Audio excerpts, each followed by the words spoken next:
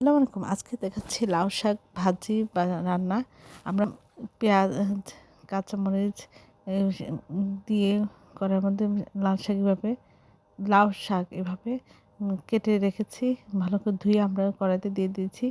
এর মধ্যে আধা চামচ হলুদ, ধনিয়া গুঁড়ো, আধা চামচ জিরা গুঁড়ো দিয়েছি। আর এর মধ্যে কুচি করে একটা আলু দেওয়া আছে। তারপর আমরা দিব হলুদ গুঁড়ো আর ২-৩ চামচ রসুন ছেঁচা দিয়ে আমরা এভাবে একটু নেড়ে ছেড়ে দিব, একটু ঢেকে দেবো যেন সব কিছু ভালো করে সিদ্ধ হয়ে যায়। আর নিচে যেন লেগে না যায়, এই জন্য আমরা বারবার নেড়ে ছেড়ে দেবো সব কিছু ঠিক আছে কিনা বা সব দিকে সিদ্ধ হচ্ছে কিনা এটা একটু খেয়াল রাখবো। এভাবে নাড়াচাড়া করে সব কিছু সিদ্ধ হয়ে গেলে আমরা এর মধ্যে পাশাপাশি তেল দিয়ে দেবো। তো এভাবে রান্না করে আশা করি আপনারা এভাবে একবার হলে রান্না করে দেখবেন। অনেকভাবে খেয়েছেন, এভাবে খাননি।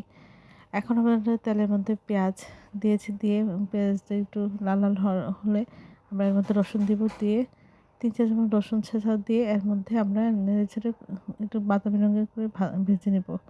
পেঁয়াজটা কালার চলে আসলে আমরা এই পেঁয়াজ রসুনের ইয়েটা আমরা এই শাকের মধ্যে দিয়ে দিব, দিয়ে আমরা খুব ভালো করে নেড়ে ছেড়ে এটা মিশিয়ে দিব। এটা যেন সব দিকে মিশে যায় আমরা সেজন্য খেয়াল করবো। আশা করি এভাবে আপনি একবার হলে ট্রাই করবেন। এভাবে অসাধারণ লাগে। সবাই আমার চ্যানেলে লাইক ও শেয়ার সাবস্ক্রাইব করবেন।